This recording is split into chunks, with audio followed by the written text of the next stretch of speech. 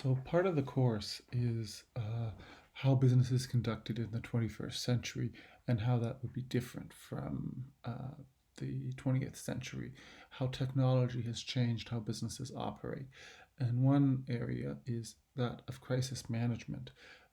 It used to be that maybe a crisis would take a while to develop, and the news would cover it. For example, in the 80s, there were some poisonings caused by Tylenol, and it was through the news, a very, very official type of announcement. But now, anyone can go public with any kind of scandal, anyone can share their opinions, things can go viral and become a bigger deal much quicker. Uh, Now, there would also be lots of things that would have happened in the 70s, 80s, or 90s that you wouldn't necessarily hear about. If one person was a dissatisfied customer, uh, you wouldn't necessarily know. So now it's a lot easier for people with their grievances to make them known and for a brand's reputation to be harmed quickly. So a business in the 21st century needs to take crisis management seriously.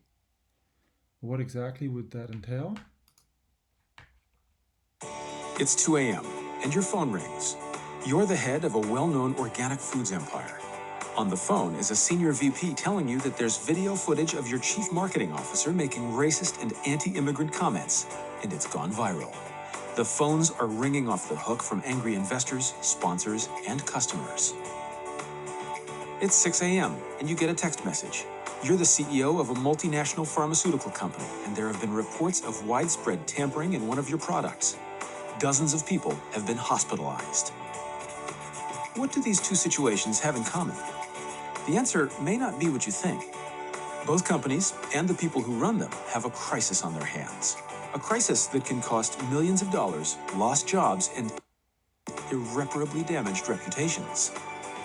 But these companies have another, more fundamental thing in common. They never thought it could happen to them. Denial is the single factor responsible for the overwhelming majority of crises. It's not whether or not your company will face a crisis. It's how, when, and why. At the root of every crisis are critical core assumptions that, if left unchallenged, set the stage for crises. Assumptions like, we're strong enough to handle any negative publicity. Or, our employees are loyal, they'd never sabotage us. Even if something bad happens, legal and PR are strong enough to protect us. There is no need for prior preparation. We can react to anything bad that hits us. The thing about a crisis is that while it seems like a single event, it's not. No crisis ever happens in isolation. Instead, every crisis is part of a chain reaction or sets off a chain reaction of other crises. In other words, crises are systemic. You can't just point to one person or one single or simple cause. It's the whole system. Which means that the solution has to be systemic too. What can your company do? Two things. You need to identify the things that are creating conditions where crises can happen. And you need to proactively form a diverse crisis portfolio. Just as an investor would be foolish to count on one investment or one investment strategy, companies who rely on only one strategy to prevent or cope with a single crisis are extremely vulnerable. They are leaving themselves open to disaster. So, what is a diverse crisis portfolio? Well, it's different for every company. Preparing for a wide array of crises. Picking up early warning signals. Auditing corporate culture. Challenging key assumptions. Building and testing damage control mechanisms. Building and testing actual crisis management capabilities. Forming a well-trained crisis management team. And of course, thinking and acting systemically. It's now 10 a.m. in the morning, the day that the crises hit. The organic company CEO and pharmaceutical company CEO are both giving press conferences. The organic foods CEO is blaming the media for blowing the event out of proportion and denying that their CMO ever said racist and anti-immigrant comments. The CEO of the pharma company has already issued a widespread product recall, pulled millions of bottles of the medication off shelves worldwide, vowed to find out who sabotaged the products and prosecute them to the fullest extent of the law and make changes so that it never happens again. You may think that proactive crisis management is expensive and will hurt your company's bottom line. That's another assumption that needs to be challenged. Research actually shows that crisis management is not only the right thing to do for your employees and customers, but it's good for business. Consider. Our organic foods company took a major hit, lost millions of dollars in sponsorships, and had irreparable damage to its reputation and its stock value. Our pharmaceutical company came out of the crisis stronger than ever. Sales of the newly designed protective seal packaging skyrocketed, and the company was perceived as caring more about people than profits. What crisis will your company face? Cyber terrorism? Workplace violence? Financial irregularities? A natural disaster? Ethical transgressions? Something else? How ready are you to handle it? To ensure that it gets done, crisis management needs to be embedded seamlessly in at least one program that the organization takes seriously, such as environmentalism or quality control. This helps ensure that it will be done as part of everyday business. These studies, the pharmaceutical company is Tylenol, and there was a major instance of a product tampering in the Chicago area, and by issuing a massive recall and redesigning their packaging, they increased their market share.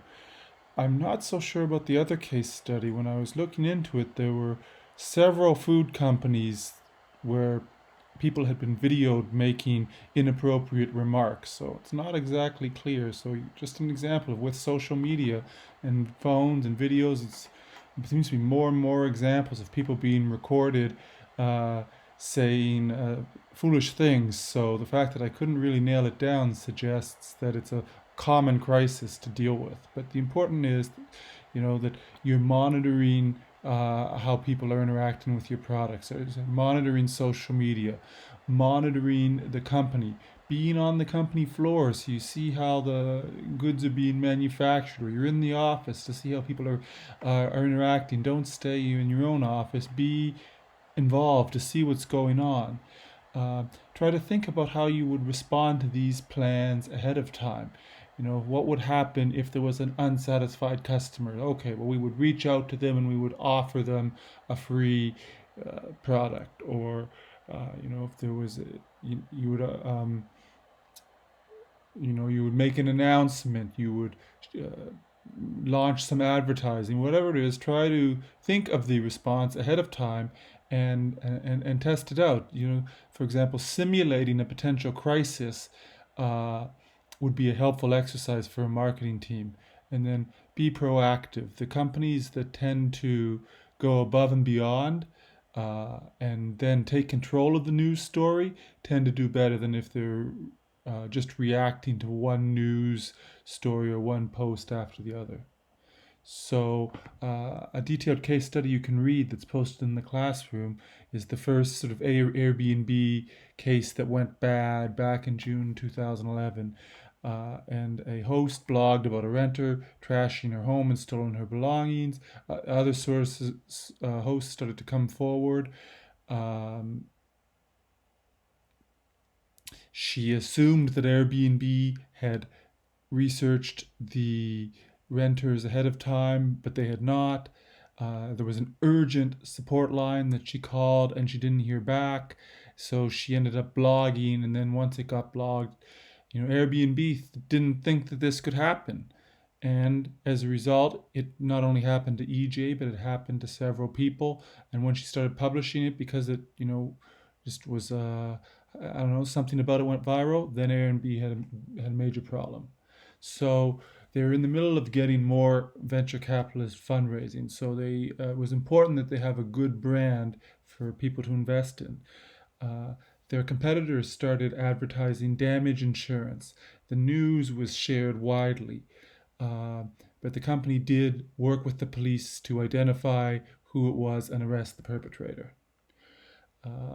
So not until 2 months later did they finally have an adequate response. They came forward and took ownership of it and admitted that they really screwed things up because they felt paralyzed by their first major crisis. They unveiled a $50,000 damage policy that's now been upgraded to $1 million. The in case there's damage, and they created a 24-hour-a-day support line and doubled the customer support team so the urgent line not being answered wouldn't happen again. And not only that, Brian Chesky, the CEO, provided his own personal email for urgent problems. So that's a small gesture to take ownership of the problem. Ignoring it is never the right answer, but taking ownership actually builds more trust. So, what did he say? Well, we weren't prepared for the crisis and we dropped the ball. Now we're dealing with the consequences. And once he made that statement, they were able to sort of revamp their policies and do better. So, they would monitor the app for suspicious activity. For example, if someone was posting a listing, on social media advertising a party, they were providing safety tips to prevent this type of vandalism, lock certain things up.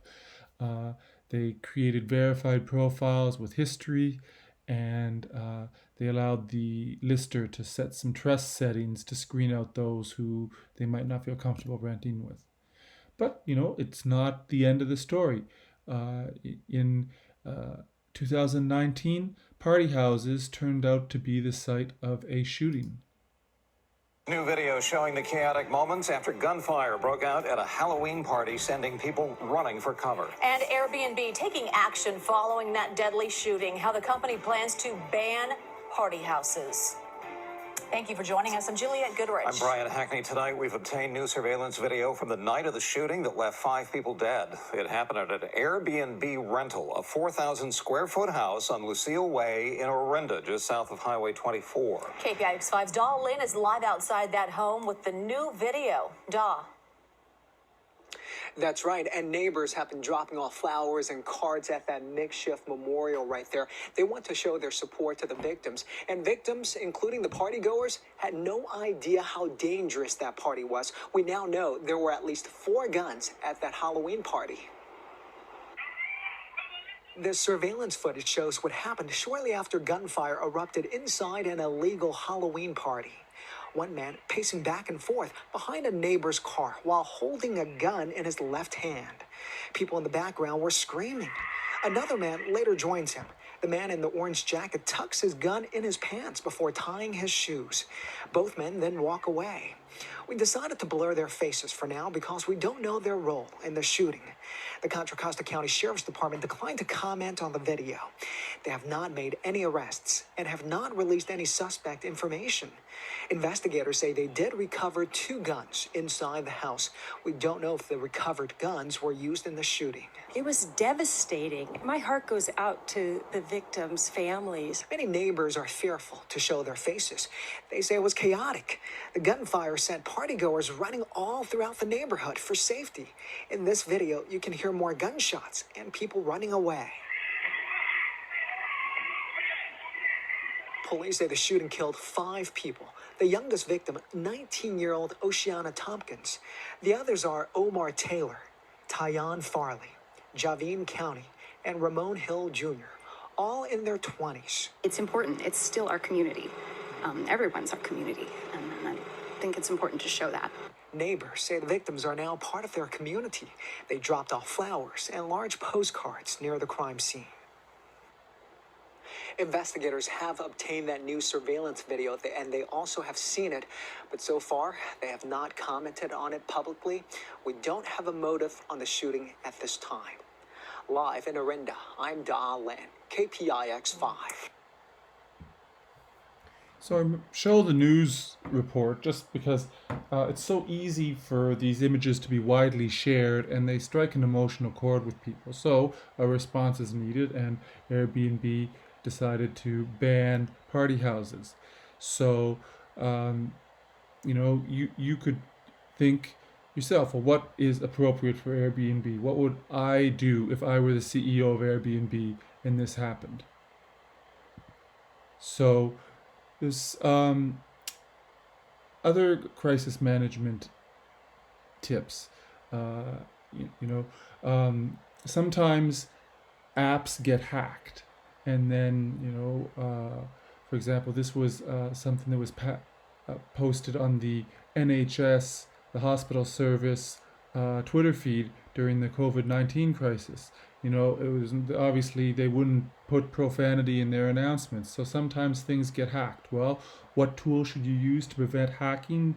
Being a crisis that you need to manage, Hootsuite, Sprout, Social, HubSpots, they sort of manage the permission and access to your apps, and so it is a little bit more secure.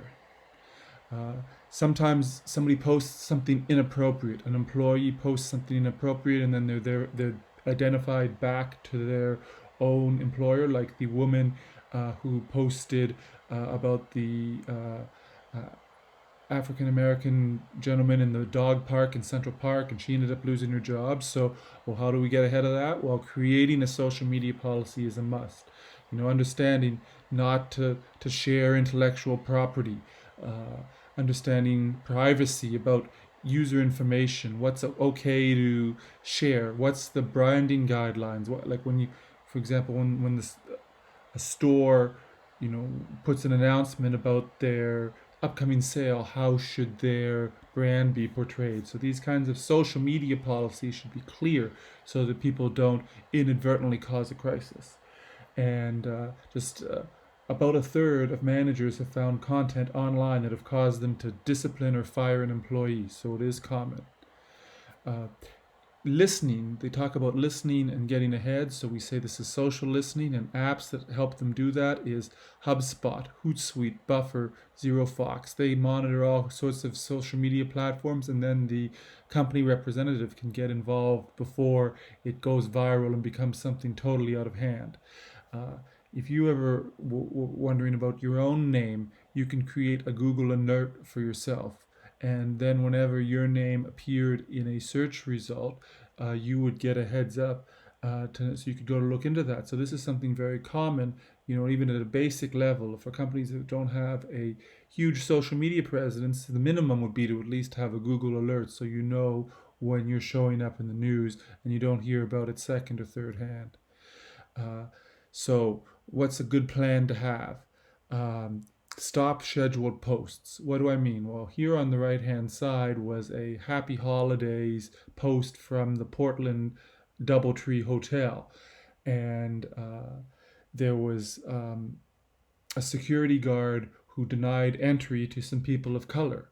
So while this crisis was in the news, they should have stopped their scheduled posts and only dealt with the crisis, because it's just inviting sarcastic comments, and it appears very insensitive. To engage without arguing. You're not saying that, oh, this didn't happen. You're admitting, you're seeing the other person's perspective, you're empathizing with them, and you're taking ownership to fix it. Keeping everyone in the company in the loop. So maybe one person is in charge of handling it, but they still want to have the CEO, the managers, the senior team, everyone to be aware of what's going on. You don't just communicate with a disgruntled customer and not tell anyone. You want to write an email, text, group text, whatever it is the company uses, so that everyone is in the loop, and act as quickly as possible.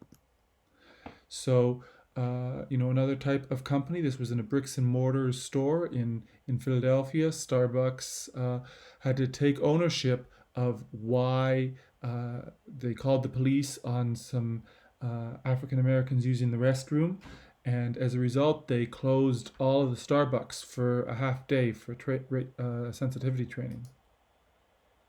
Protests and calls for a boycott. And now the CEO of Starbucks says he promises to fix all of this. We learned just a few minutes ago, actually, that the Starbucks manager who called the police because 2 African-American men had not placed an order is no longer working at that store. This comes just after the men who were arrested agreed to meet with the company's CEO. Joining me right now with the very latest and how we all got here is CNN's senior national correspondent, Alex Marquardt. So, Alex, what is happening with this? People are furious. People are furious. This story isn't going away, and that's because a lot of people don't want it to go away. So what we've seen today is a large protest. In fact, at that shop, it's in Rittenhouse Square in Philadelphia. Around 100 people showed up. Oh, it's chanting. right there in Rittenhouse. Wow. Okay. Yep, and they saw this apology from the Starbucks CEO, Kevin Johnson, but they wanted to show up anyway just to draw attention to it and make sure that this story does not go away. But for his part, the CEO, Kevin Johnson, has been apologizing profusely. He appeared on morning TV. He put out a video statement on their Facebook page.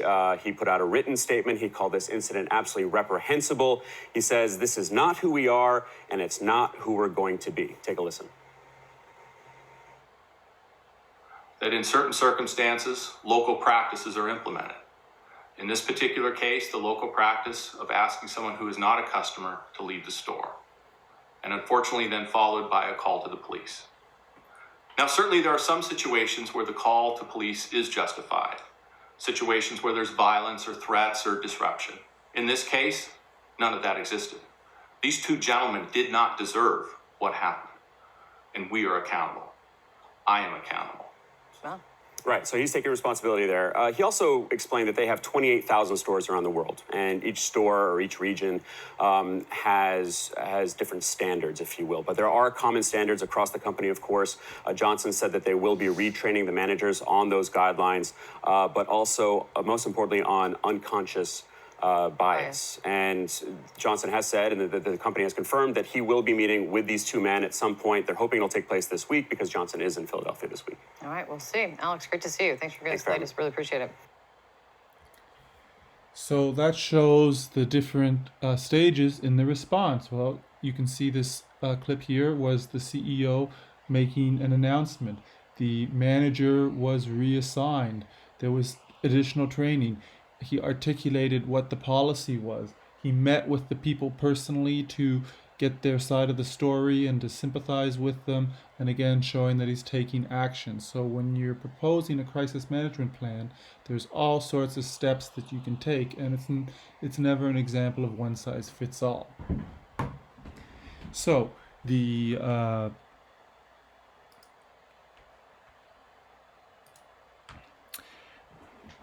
task to do. So there's a couple of links here of recent scandals, one involving We Charity, one about Facebook and militia posts. So you can read the articles to find out more, and you can make a group of 2 to 3 people or do it individually.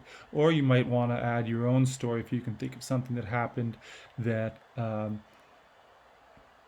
you'd like to talk about. So if the company has responded, rate the response about whether it was effective and appropriate, and propose how they could have done it better. Or if they have not yet responded, state how they should act, how you believe. So you can write this out in a doc or maybe a slideshow. It's up to you. In the classroom, there's a link if you need extra Google help with slides on how to collaborate. And share a common Google slideshow that is in there, or you could share a Google Doc. And there's also an exemplar of what a student did last year. And if you want to read the Airbnb case study, the details of their first study, that's posted here as well. And you might find the details of that case to be helpful.